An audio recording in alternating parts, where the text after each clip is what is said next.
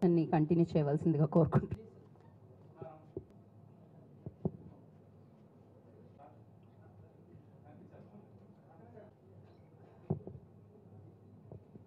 ఇంకో మైక్ తీసుకుని రారా. సినిమాని చూస్తూ కాఫీ తాగుతున్న ఫీల్ వస్తుంది, మీకు మంచి కాఫీ తాగుతున్న ఫీల్ వస్తుంది. అలాంటి సినిమా ఇది.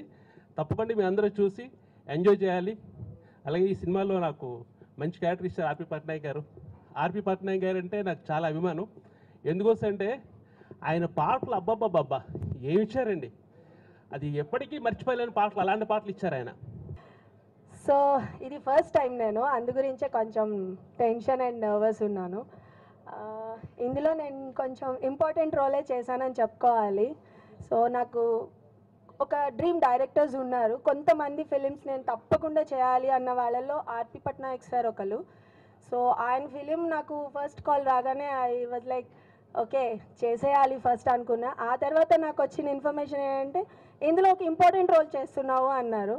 సో ఇంతకంటే నాకు పెద్ద ప్రివిలేజ్డ్ ఏం అనిపించలేదు. సో వెళ్ళి చేశాను.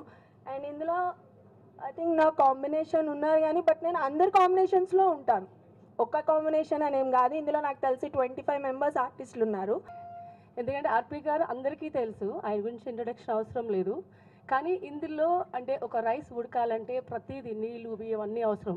ఆ అవసరానికి ఒక మూల కారణం ఒక మంట కూడా కావాలి. ఆ మంటే గౌతమ్ గారు.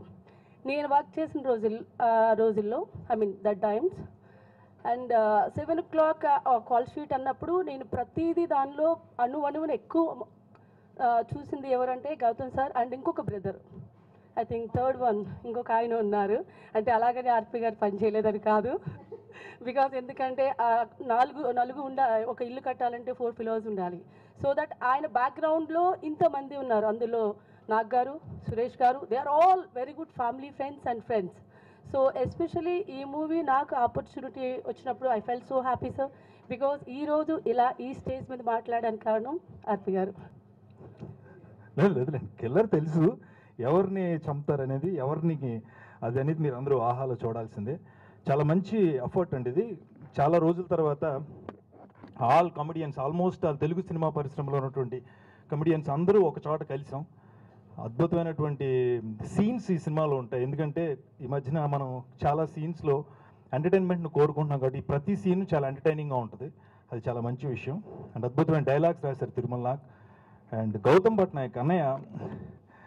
ప్రతి స్కూల్లోని చాలామంది పిల్లలు ఉంటారు, వాళ్ళందరూ అల్లరి చేస్తూ ఉంటారు. ఒక హెడ్ మాస్టర్ ఉండాలి, ఆయన వచ్చేది అందరూ కరెక్ట్గా పనిచేస్తారు. మా హెడ్ మాస్టర్ లాగా మా అన్నయ్య గౌతమ్ పట్నాయక్. అలాగే ఇక కెమెరామెన్ అనూష్. అంటే రెగ్యులర్ సినిమాల్లో ఏంటంటే మనం ఒక ఫ్రేమ్ పెట్టి యాక్టర్స్ వచ్చి చేసేసి వెళ్తూ ఉంటారు. ఇది కొంచెం నిజంగానే టెక్నికల్గా చాలా జాగ్రత్త వహించి చేయాల్సినటువంటి సినిమా. సో అనూష్ ఆ విషయంలో చాలా జాగ్రత్తగా అద్భుతంగా మా అందరిని చూపించాడు. అండ్ ఆల్ ఆర్టిస్టులు ప్రతి సీన్లో కూడా చాలా అందంగా కనిపించారు. Thank you Anush. కానీ ఇందులో చిన్న సస్పెన్స్ ఉంది. ఏంటంటే సస్పెన్స్ కాదు, ఒక చిన్న పాయింట్ ఉంది. అది ఏంటంటే యాక్చువల్గా నేను కాఫీ తాగనండి, ఆయన కూడా కాఫీ తాగడం. మేమిద్దరం కలిసి కాఫీ షాప్కి వెళ్ళి కాఫీ షాప్ మీద ఒక కథ చేసాం.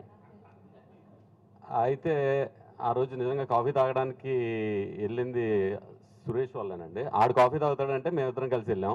ఆడు పక్కన కాఫీ తాగుతుంటే మేము ఖాళీగా ఉండకుండా ఒక కథ చేసాం.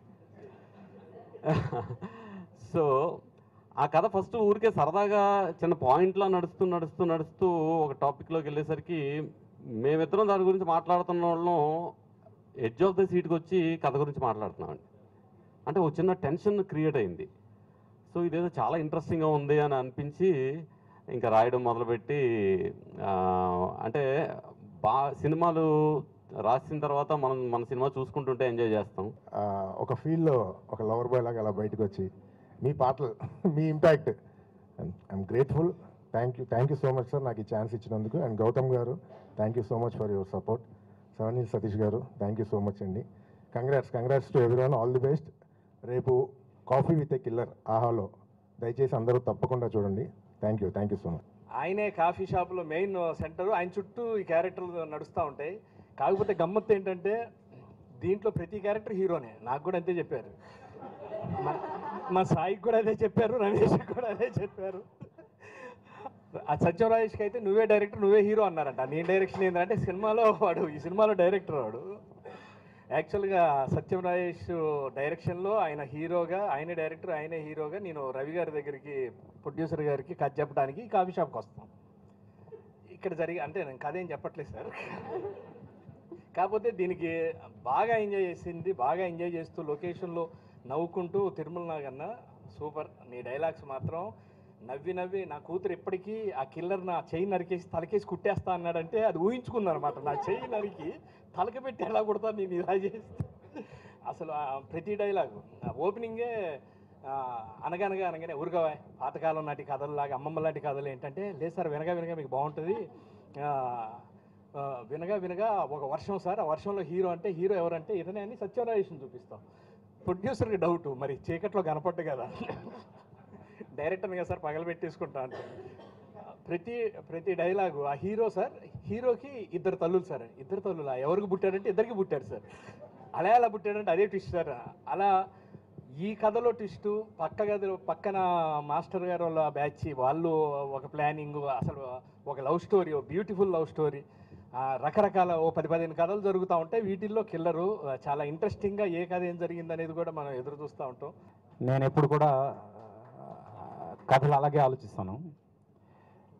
ఒక హీరో లేడు, హీరోయిన్ లేదు, ఓ సినిమా తీయాలి అంటే ఎలా అంటే, కథే హీరో అయితే ఆ స్క్రీన్ ప్లే హీరో అయితే ఎలా ఉంటుంది అని దీంతో నేను నాగేశ్వరరావు ఒక డ్రైవ్లో వెళ్తూ కాఫీ షాప్లో కూర్చొని కరెక్ట్గా 2 గంటలు మొత్తం కథ రాసాం. అది అంటే యూజువల్గా కథ బాగుంటే ఆ కథే డిమాండ్ చేస్తుంది ఎంత ఫాస్ట్గా రాయాలి అనే దానికి. అండ్ ఆ తర్వాత చాలా కసరత్తు చేసాము ఆఫ్ కోర్స్. అయితే అది పుట్టిన విధానం ఏదైతే ఉందో, కథ పుట్టిన విధానం, అక్కడి నుంచి ఫైనల్ సీన్తో సహా మొత్తం లాక్ అయిపోయిన విధానం ఏదైతే ఉందో, ఆ కథ అంత ఎంగేజింగ్గా డిమాండ్ చేసింది, అలా ఆలోచించడానికి అనిపించింది. అండ్ ఇమ్మీడియట్గా ఎక్సైట్ అయ్యాం, వెంటనే లెట్స్ గో హెడ్ అనుకున్నాం. ఆ తర్వాత మొత్తం టీమప్ అయ్యాం, అవి చేసాము. ఈ సినిమాకి ప్రజెంట్ చేసిన ఖాజా, ఆయన ఈరోజు రాలేదు, ఖాజా మొహిద్దీన్, ఆయన కూడా ప్రత్యేకంగా కృతజ్ఞతలు తెలుపుకుంటున్నా. ఎందుకంటే దీని తర్వాత మళ్ళీ ఈ సినిమాకి సంబంధించిన ప్రెస్ మీట్ ఉండదు, అండ్ ఈరోజు రాత్రి నుంచి ఈ సినిమా ఉంటుంది కాబట్టి. అయితే అందరూ చెప్పినట్టు నేను కొంచెం సాఫ్ట్, కొంచెం అంటే మనిషి కొంచెం సున్నితంగా ఉంటాను. అయితే ఈ సినిమా ఎంతమంది ఆర్టిస్టులతోటి ఆన్ ది టోస్ అందరితో పని చేయించాలంటే మాత్రం ఒక రింగ్ లీడర్ ఉండాలి. ఆ రింగ్ లీడర్ ఉంటేనే అందరూ ఒళ్ళు దగ్గర పెట్టుకుని పని చేస్తారు. అది చేసాం. అండ్ మా అన్నయ్య, మై ఓన్ బ్రదర్ గౌతమ్, తను మొత్తం అందరినీ ఇంక్లూడింగ్ నన్ను కూడా కమాండ్ చేస్తూ మొత్తం సినిమాని నడిపించాడు.